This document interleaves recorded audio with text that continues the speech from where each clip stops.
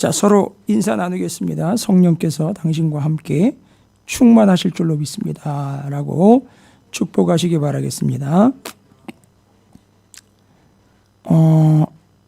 주요 채팅에 14분으로 되어 있고 답을 올린 분은 3분이네요. 나머지 분들은 뭔가요? 0으로 함께 하시는 겁니까? 아직은 그게 아닌데, 아직은 그게 되는 사람은 없는데요. 성령 외에는 0으로 함께 하시는 이가 없는데, 자, 알려주시고 답해주신 분들 정말 감사드립니다. 아무리 방송으로 안 보인다 그래도 순종할 건 순종하셔야 됩니다. 그게 신상에 좋습니다. 주희윤 집사님, 성령께서 당신과 함께 충만하시기를 인사 올려주셨습니다. 감사합니다. 다 보고 계셨으면서 조금 여유 있게 올리시는 것 같아요. 감사합니다. 자, 그러면 이제 본격적으로 저와 함께, 바울과 함께, 바나바와 함께, 요한이라고도 불리우던 바나바의 조카인 마가, 그들이 함께 했던 선교 여행을 함께 떠나보도록 하겠습니다. 어느 교회에서 이들을 파송을 했다고 그랬죠? 13장 1절부터 3절까지입니다. 13장 1절부터 3절까지는 예루살렘 교회만큼이나 상당히 중요한 교회예요. 이들이 제일 먼저 선교에서 복귀해가지고 뭐라가 보고한 데가 바로 안디옥 교회예요. 근데 안디옥 교회가 가만히 있지 않으니까 유대 예루살렘에서 소식이 들려왔지요. 예, 아무래도 가서 보고를 해야 될 것 같습니다. 가서 예루살렘 교회에 보고를 하러 바울과 바나바가 함께 갑니다. 갔을 때 뭐 고넬료 이야기도 나올 것이고 복음을 전했을 때 어떤 일들이 있었는지에 대한 이야기들이 나올 거예요. 주 핵심은 뭐냐 하면 환자가 나았다, 무슨 기적과 이적이 나타났다가 아니라 쭉 다시 한번 보십시오. 교회마다 1차 선교 여행을 갔던 그 동네마다 사람들마다, 여러분 잘 보시면 아시겠지만 이야기하려고 하는 게 뭐냐 하면 안디옥에서 이들이 13장 4절에 두 사람이 성령의 보내심을 받았다는 얘기죠. 그럼 성령의 보내심을 받아 도착한 제일 첫 번째 동네가 어디냐면 구브로섬이에요. 구브로섬. 이따가 일정 볼 거예요. 구브로섬, 밤빌리아, 구브로섬 하면 여러분이 바보라는 동네가 있어요.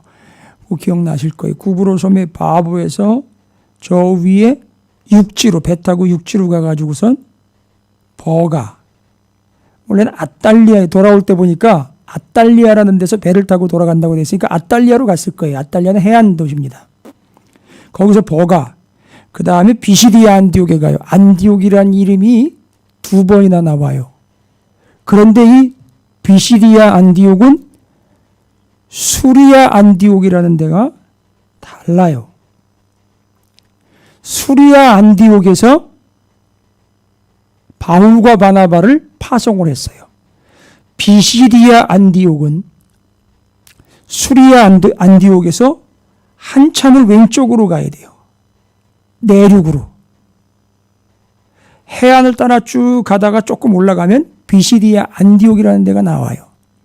안디옥이, 여러분 오른손으로 오른쪽을 쿵 해보세요. 거기서 하나, 둘, 셋, 넷, 5발자국만 가십시오. 손으로. 나머지 손으로.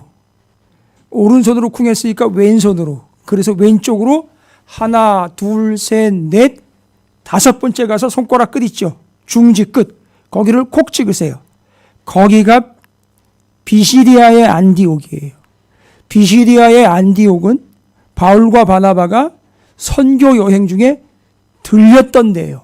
중간 기점이에요. 처음 듣는 이름들과 동네 이름이기 때문에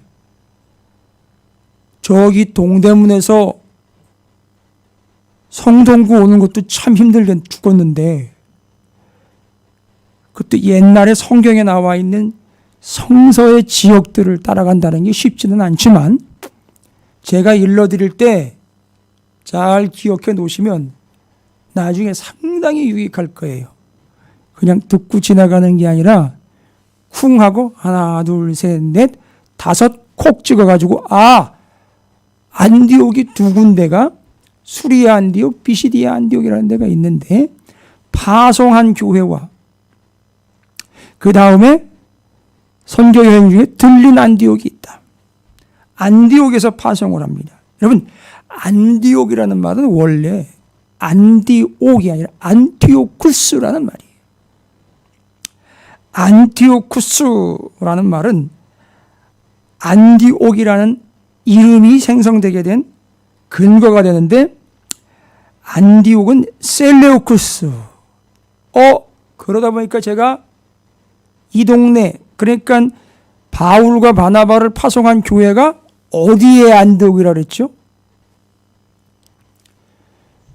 그거 어떻게 알고 띄웠어요? 그거 어디 나와 있는 거예요, 박간사?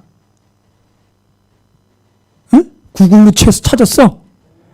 벌써 그 경지까지 간 거야? 할렐루야. 그 가르치지 않아도 저렇게 안 되니까요. 우리는 간사가 저 정도예요. 다른 교회는 전도사들도 헤매는데 간사가 저 정도니 신학생이 걔가 얼마나 교회가 수준이 높은지. 내가 보니까 우리 교회 이게 등록 못하는 이유가 뭐가 봤더니만 와가지고 성경 모르면 창피할까봐 뭐든 되는 사람들이 많은 것 같아요. 창피하세요 계속. 평생 창피하다가 가세요 그러면. 누가 창피 주나? 알고 믿고 고백하고 구원 얻는 거지요 뭐. 저 나와 있죠?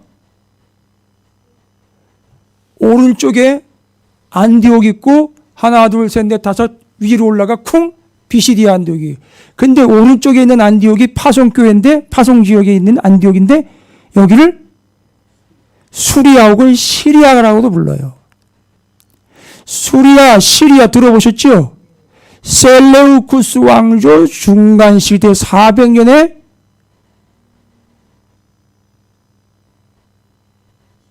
시리아 헬라 제국, 프톨레미 왕조는 이집트 헬라 제국. 뭐 하도 옛날 얘기라 뭐 다 까서 드셨을 거예요. 공부 안 하면 다 까먹는 거지요 뭐.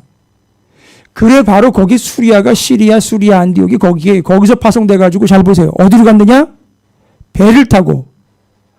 어디에서요? 실루기아에서 배 타고 구브로 섬으로 가요. 바보. 다시 배 타고 어디로 가요? 아탈리아로 갔을 거예요.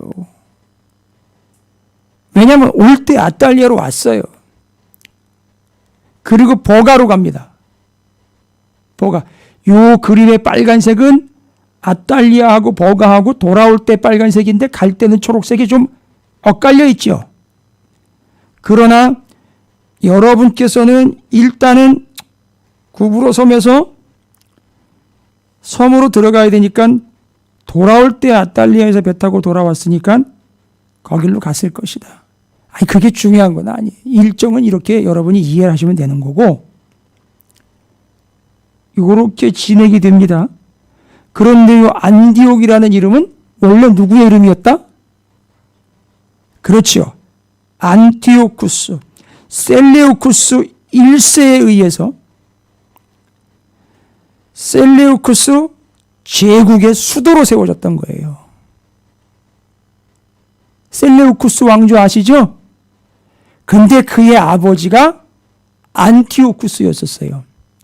그래서 황제의 아버지인 안티오쿠스의 이름을 따서 동네를 지은 거예요. 그래서 동네 이름이 수리아 안디옥은 당연히 수도였고요. 비시디아 안디옥에도 그 사람의 이름을 기리면서 안디옥이라는 동네가 세워진 거예요. 됐죠? 여러분, 저기 강남에 가면 테헤란로 있죠? 테헤란이라는 이름이 이란의 수도예요. 이란과 수교해서 우리나라의 테헤란이라는 동네가, 도로가 세워진 거예요. 기념을 해서. 그러니까 이란에 가면 또 뭐가 있겠죠? 서울로가 있겠죠. 이런 개념이에요. 그런데 바로 이 안디옥이 누구를 주인이요 누구를 주님이라고 불렀다고요? 누가 주님이라고? 아시잖아요. 프톨레미 왕조, 셀레우쿠스 왕조 때 핍박받을 때, 특히 셀레우쿠스 왕조 때 누구를 주라고 불러야 돼요? 황제만 주라고 불러야 돼요. 나의 주, 나의 하나님 안티오쿠스 에피파네스 4세요. 이렇게 해야 돼요. 나의 주, 나의 하나님 네로시요. 이렇게 불러야 된다고요. 그런데 거기에 나의 주님은 누구라고? 나의 구주? 예수 그리스도라고 외쳤던 이 정신 나간 놈들이 들어왔다는 거예요. 그건 뭘 의미해요? 이 복음은 목숨을 담보로 전달이 됐던 거예요.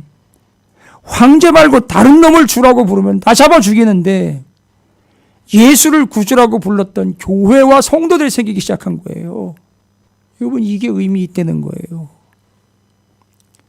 시청 앞에 가가지고요, 지금 시장이 없잖아요. 청와대 앞에 가가지고요, 나의 주님은 예수님입니다 그러면은요, 요즘 정신 나간 사람들이 하도 많아가 저 코로나 이런다고요. 왜요? 교회에서 코로나 환자가 많이 나오니까. 교회를 그렇게 핍박을 한단 말이에요, 요즘에. 알지도 못하면서. 그러면 교회하고 다른 데 코로나 환자 많이 나오는 데하고 숫자 합산해가지고 통계를 내라고요. 그렇게 해서 보고를 하란 말이에요. 뉴스 때마다. 하려면은 그런 식으로 해야지. 왜 무책임하게 그런 식으로 떠넘겨요? 여러분한테 하는 게 아니에요. 여러분이 뭐 방송국이랑은 뭐 관계가 없으니까. 방송국도 정권에 아부하는 방송이 있고, 자기네가 뭐 진보, 보수니 이런 걸 표방을 해가면서, 또 어떤 방송은 뭐 보수니 이래가지고선 또 고리타분한 얘기만 해댔다 뭐 이런 얘기를 하면서, 지들끼리도 아주 우스워요. 보면 우습지도 않은 게 서로 싸워요. 또 내용을 가지고. 그래서 이 방송 보면 얘기가 달라. 저 방송 보면 얘기가 달라. 그래서 저는 뉴스를 안 믿어요. 하나님을 믿지. 그렇죠. 방송사들이 이야기하는 그런 뉴스 말고 저는 굿뉴스만 믿어요. 근데 서로가 자기네가 다 굿뉴스래요. 굿뉴스는 여기 이거예요. 복음이에요. 그런데 그 수도에서 어떤 일이 생긴 거예요. 그 수도에서 예수를 믿고 심지어는 선교사들을 파송한 거예요. 그럼 이게 이해가 돼요? 복음을 가난배기 시절 받아들였던 대한민국이 선교사를 파송해요. 이해가 돼요? 쥐뿔도 없었던 찾으시는 교회가 선교사님들을 놓아요. 잘난 척할 거는 없지만 선교에 관심을 두고 있어요. 옛날에 빚내가지고 새빵살이 하던 찾으시는 교회가 이제 그 빚 같았던 거를 선교비로 헌신하고 있잖아요. 지금 더 많이 선교하고 있어요. 하고 해야 되고 또 하고 있어요. 자, 여기서 파송이 됩니다. 이게 1절부터 3절까지의 내용이에요. 그러니까 안디옥 하면 여러분이 헷갈린단 말이에요. 비시디아 안디옥인지 수리아 안디옥인지를 분명히 해야 선교 중인지 선교의 시작인지 알 수 있겠죠? 자, 그러면 테스트 한번 해볼까요? 선교 중. 그렇죠. 선교 시작. 그렇죠. 이게 이제 이해가 되고 정리가 되는 겁니다. 그래서 황제 숭배 소시에서 예수 그리스도를 구주로 모시는 복음의 역사가 나타납니다. 거기서 선교사를 파송합니다. 됐지요? 13장 1절부터 3절 여러분 구분해 놓으시면 좋을 거예요. 왜냐하면 지금 13장부터 뭐가 시작이 됐어요? 선교 여행이 시작됐다고요. 12장까지는요. 예루살렘 교회 베드로 사도와 12사도를 중심으로 얘기를 했단 말이에요. 근데 13장 넘어오니까 바로 안디옥 교회에 바울과 바나바 이야기로 시작되면서 복음이 이방 땅으로 전파가 되는 내용들이 기록이 됐단 말이에요. 그러면 이제 13장 4절부터 14장 끝까지는 뭐라는 얘기죠? 내용이 바울과 바나바가 1차로 선교 여행했던 동네를 쭉 설명을 하고 거기서 무슨 일이 있었는지 쭉 이야기하고 있잖아요. 그죠? 그거 이야기하면서 동네마다 짚어가지고 거기서 무슨 일이 있었는지 그거 지금 얘기해야 돼요. 의미를 찾아야 되잖아요. 지금 1차 선교가 시작이 됐다는 거죠. 어디서? 비시디아가 아닌 수리아의 안디옥에서. 거기는 황제를 숭배했던 곳이에요. 황제를 숭배했던 곳에서 이제는 예수를 구주로 고백하는 사람들이 늘어나고 시작했고 교회가 세워졌다. 거기서 또 엄청난 핵폭발이 일어나죠. 이방 땅으로 복음이 전파되는 선교사를 파송합니다. 그런데 상당히 중요한 역할을 하는 게 누구냐 하면 바울에게 묻힐 수 있는데 바나바예요. 바나바가 안디옥에 들어왔을 때에 어디를 가느냐 하면 다소를 가요. 다소를 가서 다소에 있던 바울을 데리고 와서 안디옥 교회에서 한 1년여를 같이 있어요. 그러면서 안디옥 교회에 복음이 전파됐던 그 이전 그 복음에 대해서 1년 내내 트레이닝을 시켜요. 둘이 바울과 바나바가 복음에 대해서 39권 구약 성경에 기록되어 있는 창세기부터 말라기까지 기록되어 있는 내용에 이가 바로 예수다. 이게 바로 복음이다라는 걸 훈련을 시켜버려요. 근데 기가 막힌 건 그렇게 훈련을 시킬 때 무슨 일이 일어났느냐? 훈련을 시키고 말씀을 전할 때, 복음을 전할 때 성령이 강력하게 임해요. 그러니까 성령이 강력하게 임하니까 비시디아 안디옥 사람들이 황제 숭배의 도시에서 예수를 구주라고 고백을 했고 외쳤고 심지어 이들이 선교사까지 파송하게 되는 거예요. 이런 일들이 일어나는 거예요. 이번 주 주일날 사도행전 11장 종합선물 세트라는 제목으로 말씀을 전할 거예요. 오늘 여기 오신 분들하고 방송 듣는 분들만 알 거예요. 근데 분명히 주일날 이 주보의 제목이 다 나가니까 뭐 알 수가 없네. 이번에는 제목 없음으로 나갈까? 제목 없음이 제목인 줄 알고 또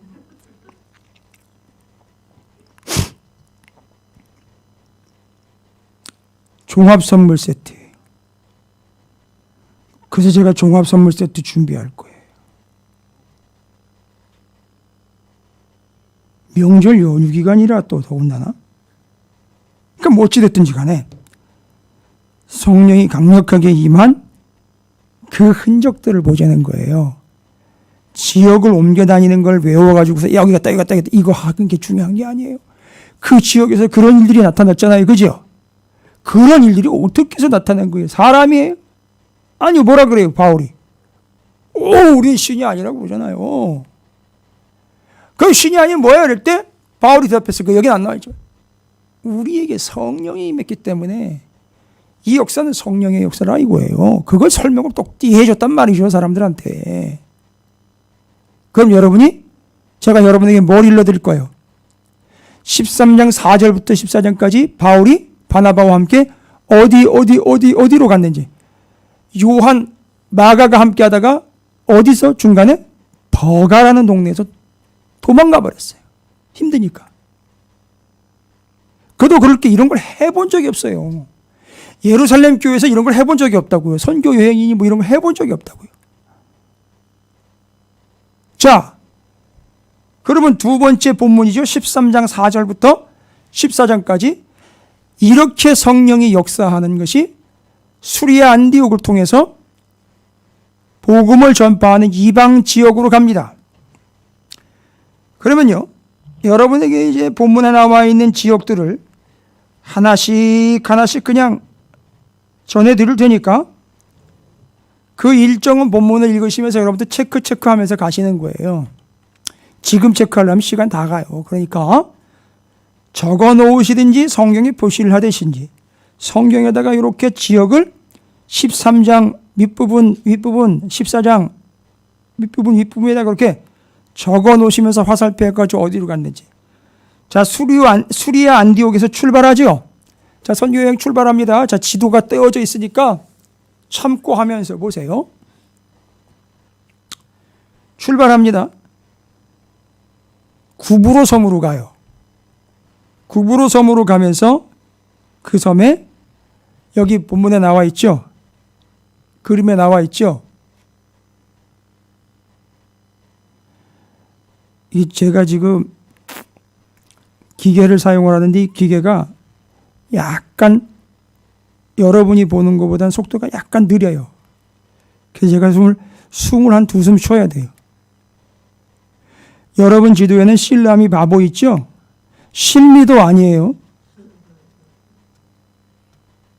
실람이하고 섬이 합쳐져 가지고선 실미도 이렇게 기억하시는 분들이 계시더라고. 이 실미도 아니에요. 여기는 구브로 섬인데 거길 들어가서 복음을 전합니다. 그리고 어디로 가느냐? 아탈리아 혹은 버가 하셔도 돼요. 아탈리아, 버가에서 어디로 가요? 비시디아의 안디옥으로 가요. 안디옥에서 어디로 갑니까? 이고니온으로 가요. 이구아나 아니에요. 이고니온이에요. 그 다음에 루스드라로 갑니다. 거기서 있었던 이야기들을 14장에 이고니온에서 루스드라에서 전도했던 이야기 나오죠. 그 무슨 일들이 있었는지 그걸 본문을 읽어보시면 놀라운 일들이 막 일어납니다. 8절, 14장 8절. 루스드라에서 있었던 일이에요. 이제 루스드라 하면은 여러분은 이제 감을 잡죠. 1차 선교여행 때 갔던 동네. 루스드라. 발을 쓰지 못하는 한 사람이, 야, 이거 어디서 봤던 거랑 비슷한 이게 사건이 전개가 되네. 나면서부터 걷지 못했던 자, 어디에 있었죠? 성전 미문에 사도 베드로와 요한이 성전으로 기도하러 갈 때 만나서 그를 일으켜 세웁니다. 동일한 역사가 바나바와 바울에게도 있었어요. 그러니까 바울과 바나바가 예루살렘 교회의 지도자들이었던 12제자와 비교했을 때 후발주자요, 후배들이기 때문에 뒷주자들을 능력이 덜하다거나 그런 얘기 아니죠. 나면서 걷지 못하게 되어 걸어본 적이 없는 자라. 바울이 말하는 것을 듣거늘, 잘 보세요. 그때도 내게 있는 것을 내게 주노니 했지만 그 예수 그리스도의 그 이름의 권능이 그에게 들어가지고 벌떡 일어나 버렸습니다.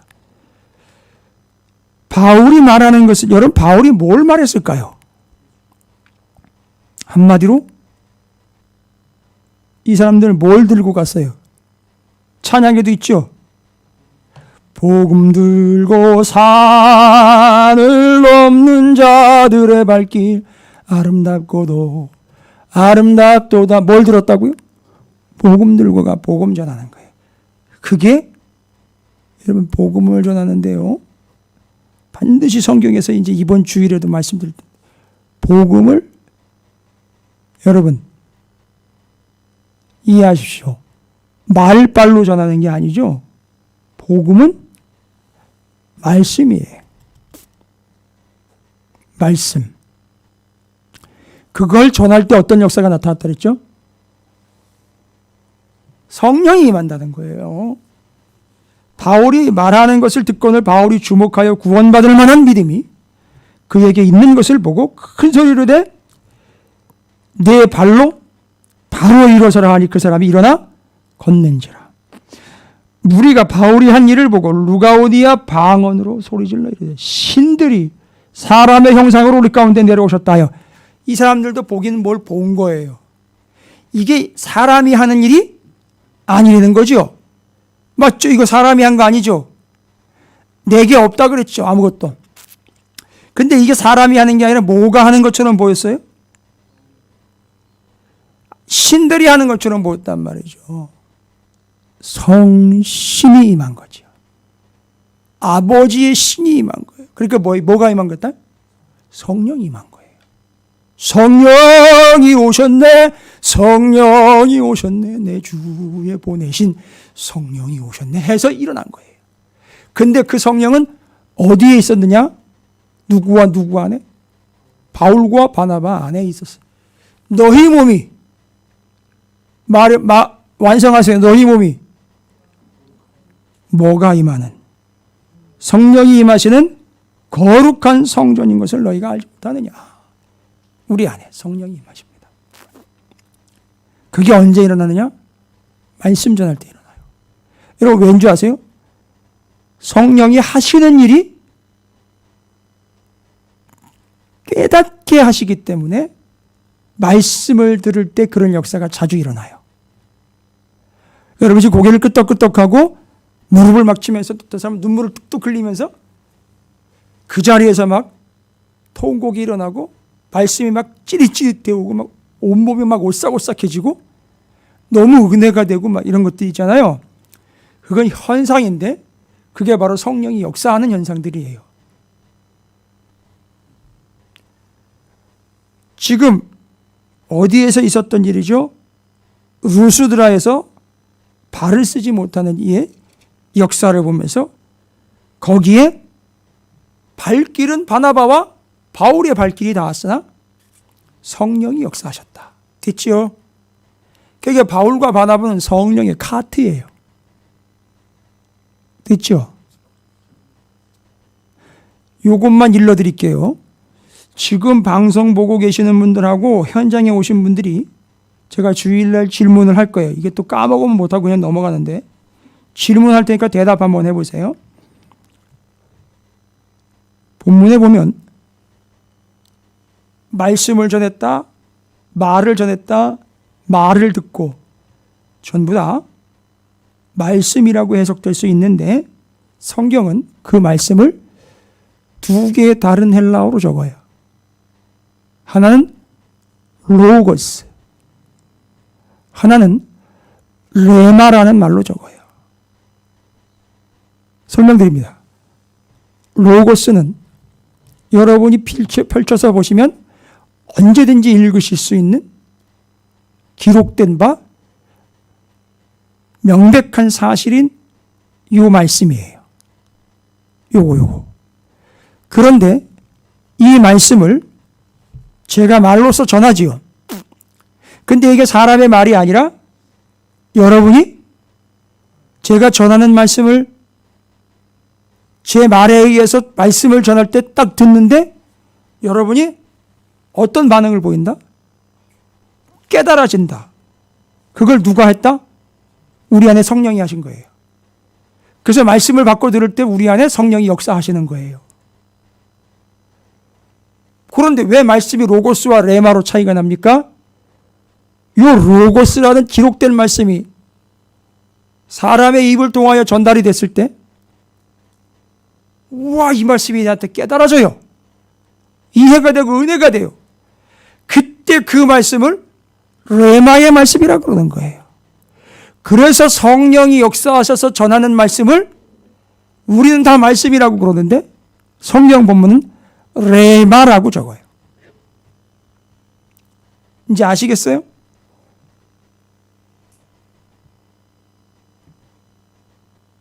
이제 이게 듣는 마음입니다. 이진순 권사님이 본인의 이름 별명을 이 듣는 마음이라 그랬네. 그 성경에 이 듣는 마음이었는데 이진순 권사님의 성이 이씨예요. 그래서 성이 이씨고 이름이 듣는 마음이 되는 거예요. 지금 교회 오시는 중에 지금 예배를 드리고 있는데 지금 차가 많이 막혀서 쉽지는 않은 것 같습니다. 확 올라갔던 숫자가 12명으로 줄었네요. 제가 전해드리는 말씀이 어려운 것 같지는 않은데 알아야 될 말씀이라 지금 제가 성심성의껏 전하고 있습니다. 왠지 아세요? 제가 이 말씀을 전할 때 장난질하거나 까불지 않고 자기 이야기하지 않고 세상 얘기하지 않기 때문에 그래서 제가 신문 안 들고 와요. 이 듣는 마음 님께서 오셨습니다. 출석을 하셨습니다. 감사합니다. 자, 이고니온으로 갔어요. 그 다음에 루스드라, 더베 다 보이시죠? 그리고 이제 저 더베에서 왔던 곳으로 다시 돌아가는 거예요. 1차 선교 여행은 어렵지 않아요. 다 이렇게 그림이 이렇게 들어오시죠? 들어옵니다. 그래서 거쳐왔던 도시들을 다시 방문을 해서 어디로 복귀를 했다고요? 처음에? 빨간색의 끝 어디예요? 비시디아 안디옥 가면 큰일 나죠. 화살표가 이상하게 꺾이겠죠. 비시디아 안디옥이 아니라 수리아 안디옥으로 복귀를 해버립니다. 됐죠? 맨 밑에 있는 빨간 줄을 그러니까 배 타고 안디옥까지 가는 일정이에요. 그리고 나중에 안디옥에서 어디로 간다? 예루살렘으로 가서 이제는 복음을 전하게 된 동네에 대한 이야기들을 쭉 하게 돼요. 그럼 15장으로 갑시다. 여러분 제가 지금 건너뛴 거 아니에요. 13장 4절부터 14장까지 1차 선교여행, 그래서 13, 14장을 1차 선교여행이라고 그냥 뭉뚱그려 버린 거예요. 옛날에 공부할 때. 어디에서 어디로 가고 거기서 무슨 일이 있었는지 그 일이 있었던 것이 모두 다 뭐의 결과다? 성령의 역사의 결과예요. 그걸 어디 가가지고 그대로 얘기했어요? 이 성령의 역사가 여기 이방 땅에도 나타났다 이거죠. 그렇죠. 예루살렘에 가가지고 뭐라 하는 줄 아세요? 와, 옛날에 우리한테 임했던 것처럼 그들에게도 성령이 임하더이다. 여러분 이 소리가 별로 아닌 것 같죠? 깜짝 놀란 거예요. 예루살렘 본토배기 교회에 있었던 성도들이 깜짝 놀란 거예요. 잘 보세요. 들어보세요. 이제 이게 통이에요. 성령이 제일 처음 어디로 임했다? 원래 이야기하자면 아담과 하와 때부터 하나님의 호흡이 임하게 됩니다. 그런데 이제 형식적으로 하나님이 거하게 되는 처소를 만들라 그래서 만든 게 성막에 어디로 임하죠? 그러기를 몇 년 동안? 500년 동안. 그리고는 성막은 움직였지만 1000년 동안 움직이지 않는 솔로몬의 성전의 지성소에 언약궤 위로 임하셔요. 그렇죠? 그러다가 이스라엘의 범죄 때문에 아수르, 바벨론, 페르시아, 헬라, 로마 이 5대 제국 가운데 아수르에 의해서 북이스라엘이 망하게 되고 북이스라엘이 사마리아에 있습니다. 아수르 외우기 어려우면 아사마리아 됐네? 누구에 의해서요? 아수르에 의해서 아사마리아 됐네? 그게 바로 북이스라엘 역사고 거기는 하나님의 영이 임하질 않았던 거예요. 그래서 사마리아의 영이 임하니까 휘둘짝 놀란 거라고요. 예수님이 거기를 통과하니까 놀란 거란 말이에요. 왜 임하지 않았죠? 임할 곳이 없었다고요. 하나님은 당연히 아무데나 임할 수 있지만 분명히 하나님이 명령했어요. 이름을 두려고 택한 곳 예루살렘이었는데 단과 베델에다가 제단을 쌓아버렸단 말이죠. 그리고 거기로 임해달라고 했으니까 아니, 난 그거 얘기한 적 없어. 딱 끝내버리신 거예요. 그리고 이 유다가, 남유다가 갈라져 가지고서는 200년 가고 남유다만 150년 가잖아요. 근데 그 150년 동안 남유다가 하나님 앞에 제사를 제대로 드려야 되냐? 엉망진창이에요. 그러니까 어떤 일이 생깁니까? 북이스라엘 압수로에 의해서 망하고 남유다 바벨론에 의해서 망하면서 뭐가 초토화되죠? 성전 초토화되면서 그 전에 이미 하나님이 뭐라 그러셨어요? 나는 성전을 떠났다 그러셔요.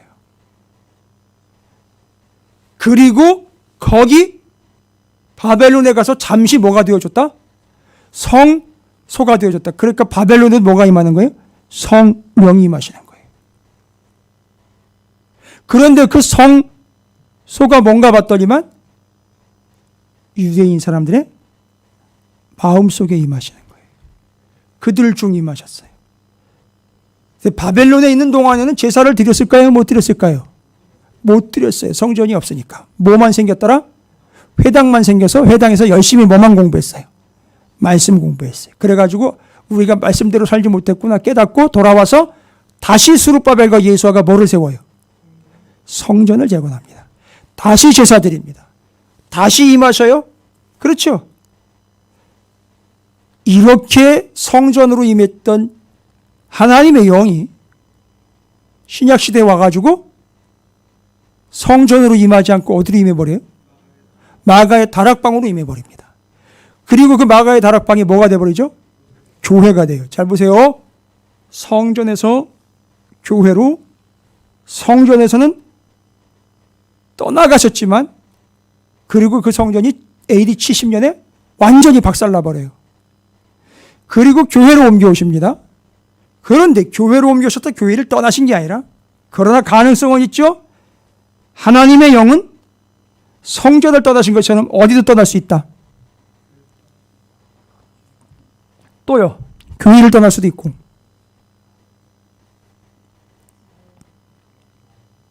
나를 떠날 수도 있어요.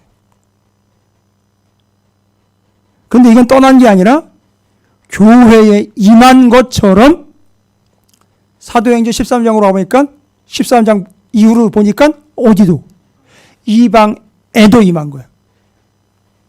따라서 결론, 성령께서는, 하나님께서는 이 세상 어느 곳에든 임하실 수 있다. 그래서 무소부재하신 하나님. 무소, 장소가 없어요. 부재, 안에 계시는 장소가 없는 거예요. 됐습니까? 그러니까 형제 보고 나가가 아니라 라가라는 말의 뜻은 예의 바보 멍청이 등신아 이러는 자들은 연자맷돌이에요. 지옥행이에요. 왜요? 그 라가라는 말을 그 형제 안에 있는 누가 들어요? 성령이 듣는 거예요. 성령을 뭐하게 하는 거죠? 근심하게 하는 거예요. 아프게 하는 거예요. 아나니아와 삽비라가 성령을 속이려고 덤볐을 때 성령은 마음이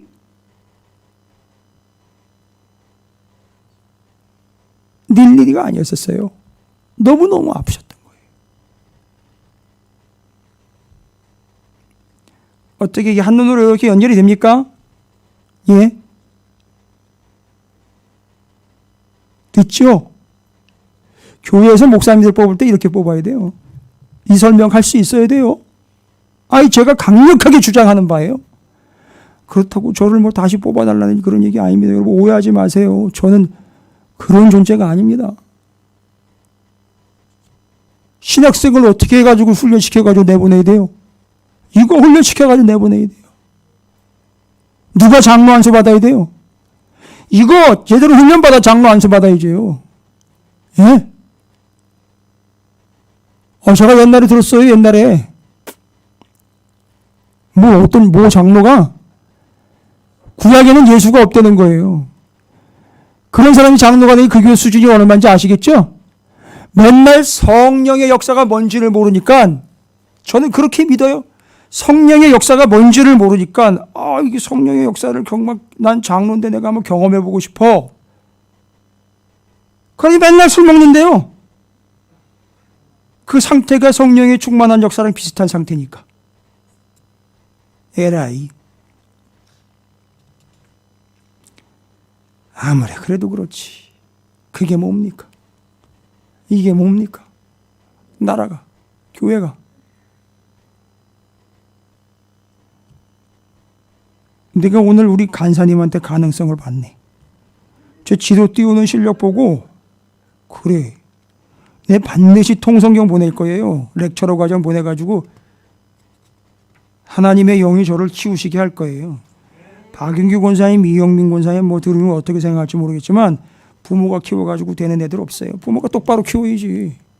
그렇다고 권사님 내가 잘못 키운다는 얘기 아니에요. 애들을 패밀리 스쿨에서 제대로 키워가지고 내보내야죠. 지금 제 딸아이가 지금 와 있지만 저놈도 역사를 전공하고 있으니까 성경 역사 말고 세상 역사 가지고선 공부해봐야 소용이 없거든요. 성경의 역사로 커버를 해줘야 되는 거거든요. 거기서 다 나오는 거니까. 어마어마한 힌트들이 나오거든요. 아직까지 제가 그런 얘기는 안 했는데. 됐죠? 이게 성령의 역사예요.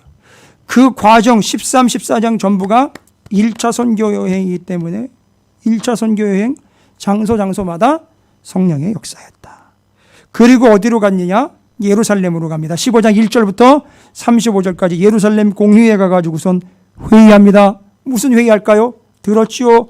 무슨 역사가 있었다? 성령의 역사가 어디에도 있었다?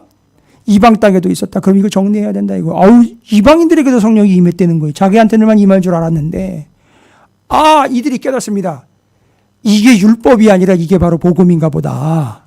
그래서 이방인들은 율법을 지키지도 않고 알지도 못하는데도 복음이 성령이 임한 거 보면 이게 복음인가 보다. 그러니까 앞으로 저 사람들이 율법을 지키네 안 지키네 특별히 율법 중에 최고로 이야기했던 게 뭐냐 하면 할례예요.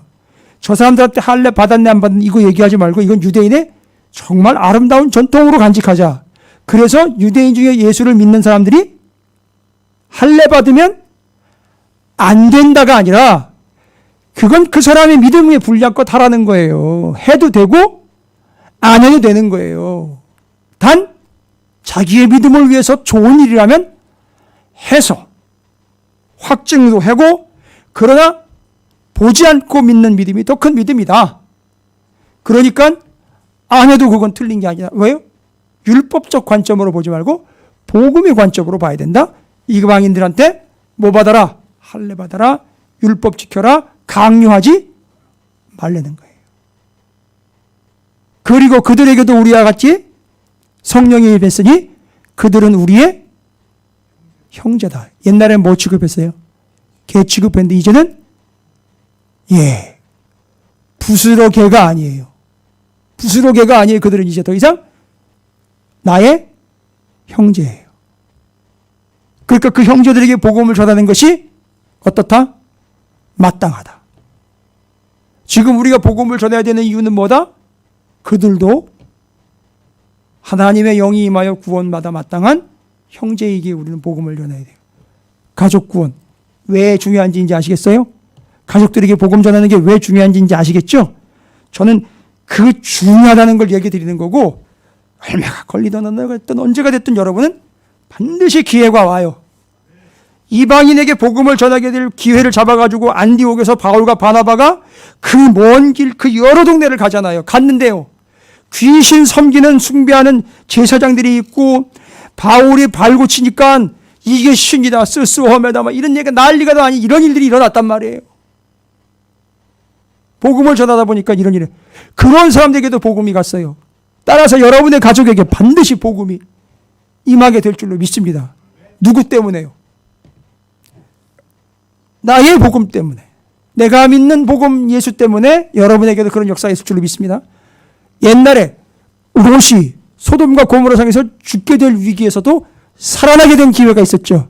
하나님이 그때 이런 얘기를 하셨어요. 내가 아브라함 너를 봐서 롯을 살려준다. 됐어요? 그렇게 살려놓으면 뭐 하라는 거예요?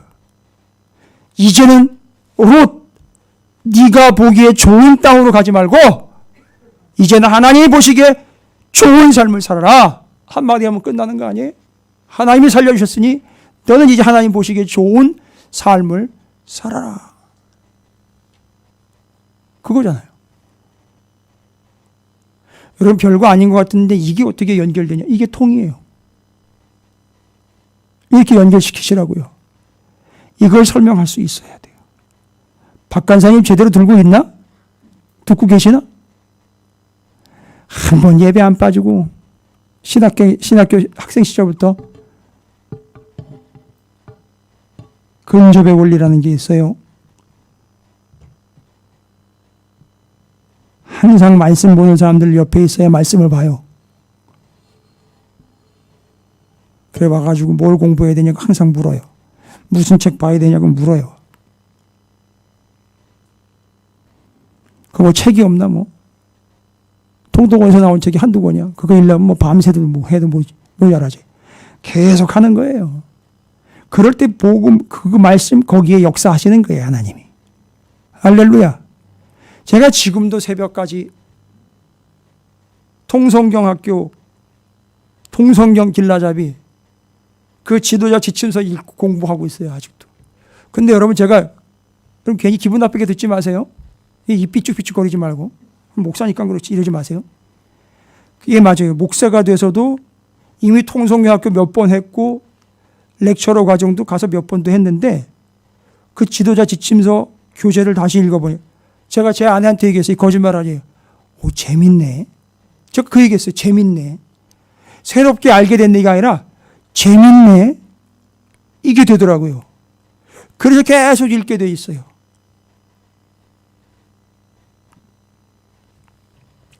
예루살렘 공유회 얘기하다가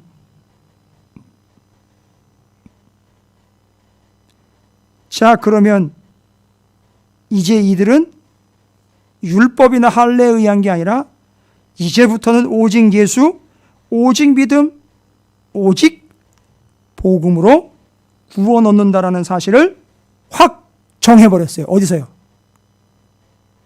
예루살렘 회의에서 확 정해버렸다고요. 도장 쾅 찍었어요. 이제 다른 데 가가지고선 이제는 다른 데 가가지고 율법 지키라 할례 받아라 얘기하면 안 되는 거예요. 됐죠?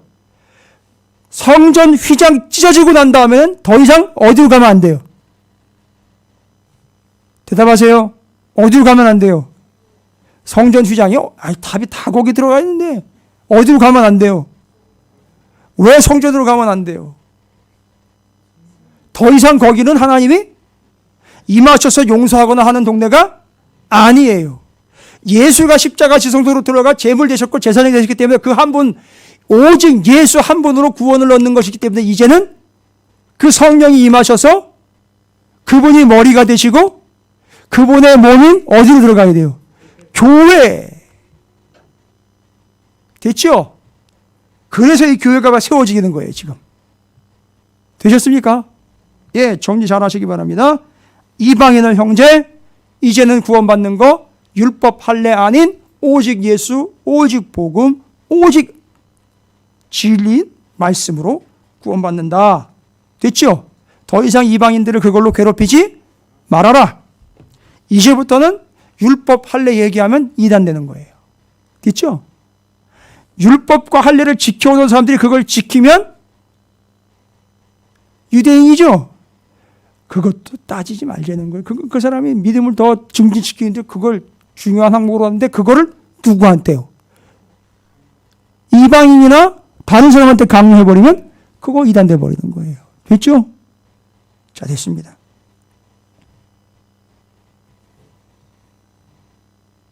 이들이 왜 이방인들을 이렇게 받아들일 수 있었을까? 이 질문만 고민해 보시고 말씀 마칩니다. 말씀 들으시는 분들, 여러분 왜 대답 안 해요? 내가 방송 보시는 분들 그랬지, 연주 말씀 들으시는 분들, 여기는 왜 대답을 안 해요? 예, 여기 계신 분들 대답 받습니다. 여기 방송으로 말씀 들으시고 보시는 분들, 아멘으로 화답하시기 바랍니다. 부탁드려요. 제발요. 제발 살아있는지 죽었는지만 알려주세요. 넘버는 올라와 있는데 이름은 안 올라와 있으니 제가 답답합니다. 이제 고민해 보겠습니다. 뭐 했던 분들만 다 아멘이야.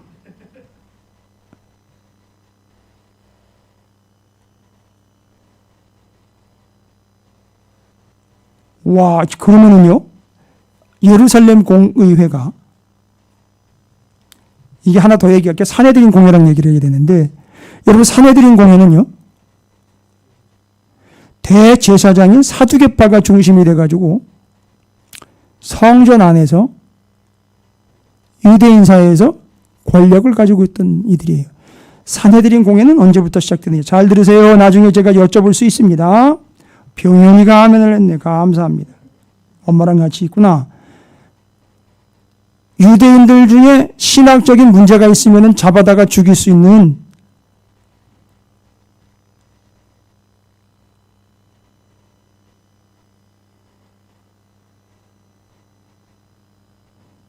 예?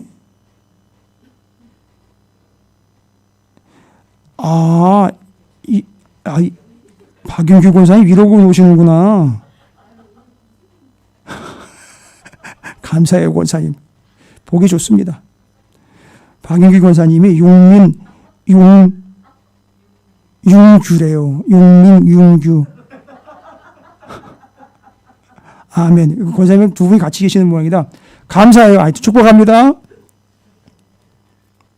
이 산헤드린 공회가 그래가지고 산헤드린 공회로 다 붙잡아 와가지고 왜 제자들 신문하잖아요. 야, 누가 너한테 그런 거 하라 그랬어. 무슨 권세로 이따위 짓 하는 거야. 바울 불러다가 얘기해봐 했죠. 예수 신문하고 바울 신문하고 제자들 신문해가지고요. 죽여 스데반. 바울한테 야, 공문 가지고 때려잡아. 이거 다 어디서 나왔어요? 산헤드린 공회에서 나온 거예요. 거기서. 그게 언제 시작이 됐냐면 이게 유대인들을 지금 쥐고 있잖아요. 유대인들을 지금 통치하고 있고 다스리고 있고 지도하고 있죠. 맞아요. 자치기구, 의결기구에 이게 유대인들을 컨트롤하는 기구. 이게 언제부터 페르시아 7권 가면 제가 설명할 텐데 페르시아에서 바벨론에서 페르시아로 넘어가면서 에스라가 아론의 16대 손인 대제사장 후손인 에스라가 바벨론에서 예루살렘으로 2차 포로들을 귀환시킬 때 페르시아의 황제가 허락을 해줬어요. 에스라한테. 너 가면 넌 학문도 뛰어나고 지도력도 인정받고 백성들도 너를 인정하니까 네가 가서 이스라엘 백성들을 자치적으로 컨트롤할 수 있는 권한을 주게 해가지고 그때 산헤드린 공회를 허락을 해줬어요. 그때부터 역사가 긴 거예요. 그러니까 가가지고 성전에서 성전 제사 다시 확립하고 제사장이니까 그렇죠. 근데 그 후손들이 쭉 오면서 무슨 짓을 해버리냐면 성전에서 지뢰가 붓바위가 돼버린 거예요. 안 나오고. 뭔 얘기인지 아시겠어요? 그게 사두개파가 돼버린 거예요. 이제 좀 퍼즐이 끼워지실 거예요. 그걸 비판하면서 성전 바깥에서 하나님의 말씀으로 꼬집어댄 게 바리새파들이에요. 이 사람들은 중산층인데 백성들한테 엄청 인정을 받았어요.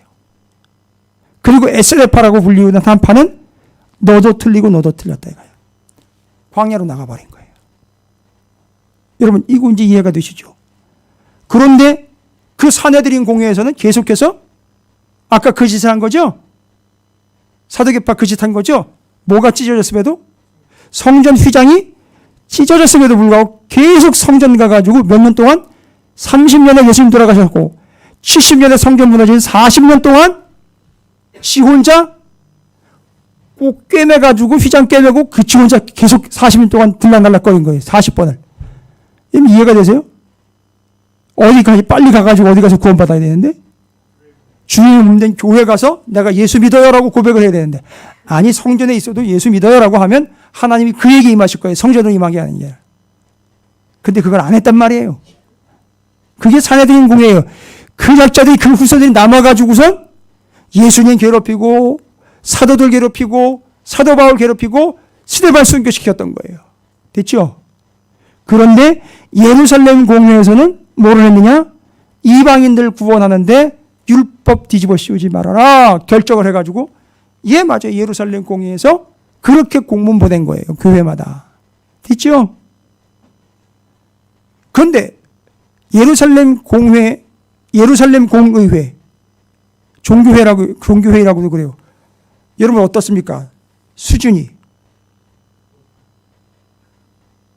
엄청 그러니까 이 예루살렘 공회의 12사도와 예루살렘 공회의 지도자들의 수준이 어떤 것 같아요? 상당히 이거예요. 이러면서 따봉 이런 분 없겠죠? 맞아요. 끝내주는 수준이에요. 여러분 잘 보십시오. 김브라이어는 또 누구신가? 김은혜입니다. 감사합니다. 온 가족이 함께 계신데 패밀리 스쿨을 하고 계시는 모양이에요. 가족들이 함께. 감사합니다. 그걸 패밀리 스쿨이라고 합니다. 패밀리 스쿨에서 부모가 먼저 하나님의 말씀 자녀들에게 그걸 20살까지 가르치는 거예요. 20살 이후로는요. 포기하지 마십시오. 성경 통독으로 다시 들어갑니다. 자, 예루살렘 공의회 회원들 그 지도자들의 수준이 상당히 높아요. 뭐를 결정했다고요, 그들이? 이방인들을 괴롭히지 말자. 이제부터 우리의 구원은 율법과 성전 제사에 있지 않다. 할례 받는 것에 있지 않다. 이제부터 우리의 구원은 오직 예수, 오직 믿음, 오직 복음인 말씀에 있다. 이걸 전해야 하고 이거를 믿게 하는 게 우리의 사명이다. 그거를 깨닫고 이방인에게도 뭐가 임했으니 성령이 임해서 이제 때가 되었다. 그들에게 이제 이 진리의 말씀인 복음을 온전히 전해야 될 때가 왔구나. 이제부터는 율법 전하지 말고 율법에 의해서 죄 있는 걸 깨달은 그들에게 복음을 전하여 구원해냅시다. 할렐루야. 결정난 거. 이 결정을 어떻게 내렸느냐 말입니다. 단순히 바울과 바나바가 입에 침을 튀겨가면서 이거는 허락해 줘야 됩니다. 막 이래서 그들이 그걸 듣고 허락을 했고 결정을 내렸을까요? 여러분, 무엇 근거로 예루살렘 공의회의 이 지도자들은 이방인에게 복음이 전파되어 그들이 구원 얻어도 하나님께서 그들을 구원하신다는 명백한 사실을 명시화했을까요? 뭐에 의해서? 사람의 말에 의해서가 절대 아니에요. 뭘 근거로 해야 됩니까? 모든 것은 기록된 바 성경 말씀을 근거로 해야 돼요. 그러면 이 당시엔 신약이기 때문에 신약 시대지만 아직 신약 성경이 기록이 안 됐으니까 구약에 39권만 아직 있을 때에 39권에 보니까 이방인들도 구원받을 수 있다라고 이야기한 대목이 있다라는 거죠. 성령이 어디로만 계속 임하다가 아까 다 순서대로 다 했는데 성막, 성전, 바벨론, 수룹바벨 성전, 헤롯 성전 다 성전으로 임하다가 성령이 어디로 임해버립니까? 교회로 임해버리는 순간 완벽하게 이제는 복음 시대가 왔구나. 이젠 이 말씀 전해야 되는구나. 이방인들에게도 복음이 전파되면서 거기 성령이 임하는 걸 딱 보고 확인하는 순간 이제 이방인들 구원받을 수 있다. 그건 우리가 결정하는 게 아니라 이미 성령이 뭐 해버렸다? 결정내버렸다 이거죠. 하나님 이방인 받으셔야 안 받으셔요? 하나님 이방인 받으셔야 안 받으셔요? 받으셔요. 그런데 이방인을 언제 받으셨어요? 요거 찾아내면 대단한 수준입니다. 제가 좀 전에 얘기했죠? 성령이 임했던 구조에서 어디로? 이방인으로 가셨어요. 그런데 그 성전이 이방인에게도 복음이 들어갈 수 있다는 증거를 가지고 있는 게 성전이에요. 비록 사두개인들이 오해를 했지만. 그래서 이들이 그걸 깨달은 거죠. 열왕기상 8장 성전을 봉헌하는 성전 봉헌식 예배 때 솔로몬이 여기 성전에 성막에는 없었던 이방인의 뜰을 세워놓고 이방인들이 여기 오거든 받아주시고 여기서 기도하거든 들어주시고, 심지어 이방에 나가 있는 하나님의 백성들이 여기를 향하여 기도하거든 그거 들어주시고, 이방인들도 이곳을 향하여 기도하거든 하나님 들어주세요 할 때 하나님이 오케이 사인을 내렸어요. 이방인도 구원 얻을 수 있다. 이제 그들에게도 성령이 임했고 하나님의 뜻이 임했으니 그들도 이제는 구원받을 수 있다. 딱 타이밍을 성경을 통해 보니까 와우!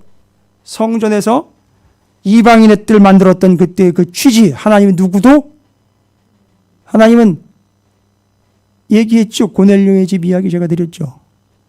뭘 따지지 않는다. 외모를 따지지 않는다라고 얘기를 했어요. 그 외모가 바로 뭐였느냐? 이방인이냐, 유대인이냐, 유색인종이냐, 백인이냐.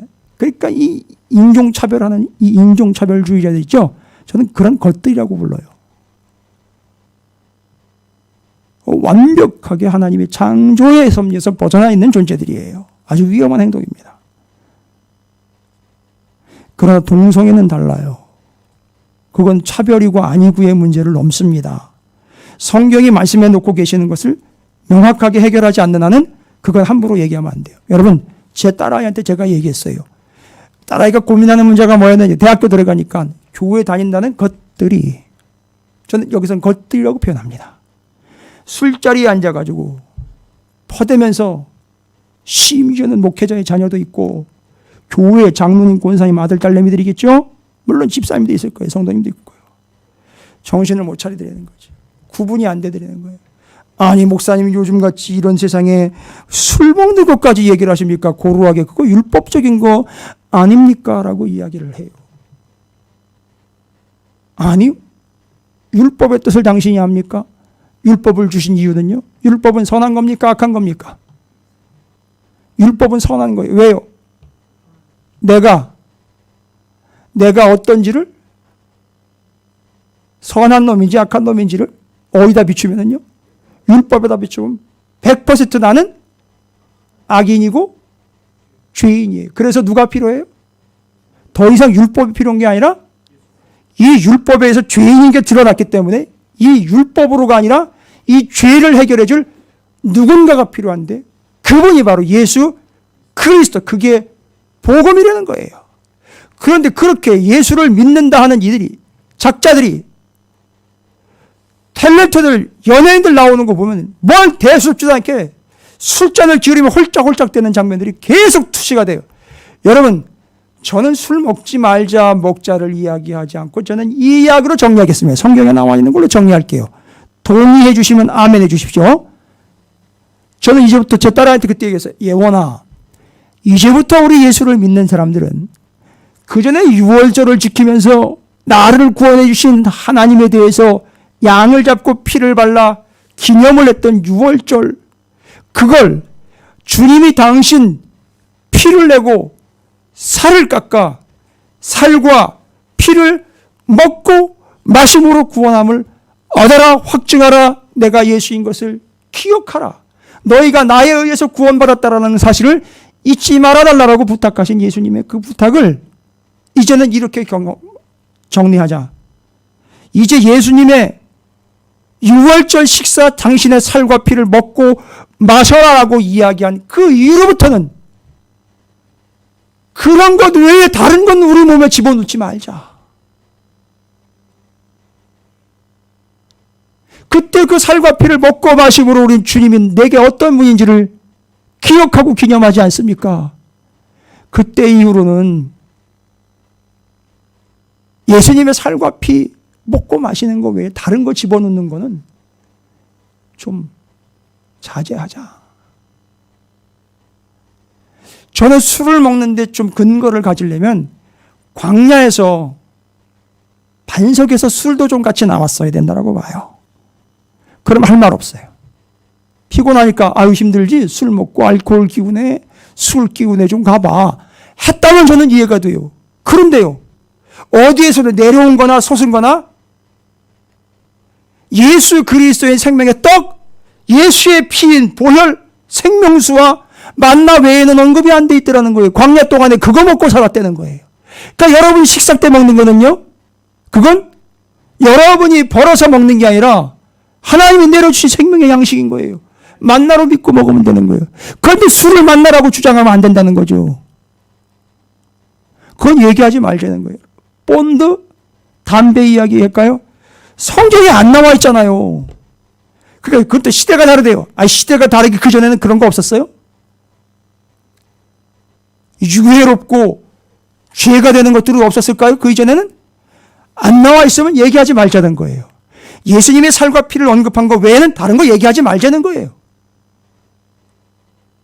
다른 거 마구잡이로 집어넣고 얘기해가지고 합리화시키지 말자는 거죠. 말이 길어졌습니다. 그래서 예루살렘 공의회는 그때 그 하나님이 성전에 버려놓으신, 제가 제 아내가 오늘 물어보더라고요. 말씀이 깁니까 짧습니까? 이렇게 물어보셨는데 오늘 짧을 거라 그랬거든요. 근데 제가 지금 이게 통으로 가다 보니까 좀 길어졌어요. 여러분 여기 나와 계신 분들은 좀 허리도 아프시고 그러겠지만 집에 계시는 분들도 나름 긴장하시면서 함께 하시겠지만 그래도 편하신 거죠. 그 제자들이 그걸 떠올린 거죠. 성전의 이방인의 뜰. 됐죠? 그들을 받아주신 거, 이미 받아주신 거예요. 이미. 모세의 아내 중에 이방 여인이 있었던 거 아시죠? 그리고 또 누구 얘기죠? 선지자 중에? 고멜, 호세아. 사랑 이야기할 때. 그 호세아는 그 무지막지한 여인을 하나님이 그들 죄인을 받아주신다는 것을 알려줘야 되니까 그 무지막지한 여인을 어떻게 했어요? 자기가 끝까지 아내로 받아들였어요. 자, 한번 따라합니다. 주님이 나를 받아주셨습니다. 더 따라합니다. 그런데 왜 우리는 주님을 들이받을까요? 받는 것과 들이받는 것은 분명히 차이가 있습니다. 따라서 주님이 우리를 받으셨기 때문에 우리도 주님을 어떻게 해야 돼요? 여기 고넬료의 집도 그렇고 이방 땅도 그렇고 다 어떻게 했다? 복음이 전해질 때 그걸 받아들였어요. 그런데 그들을 하나님이 어떻게 하셨다? 이미 받아주셨다. 할렐루야. 하나님께 영광의 고백과 찬양과 경배를 올려드리시기 바랍니다. 뭘 얘기를 하겠습니까? 더 이상.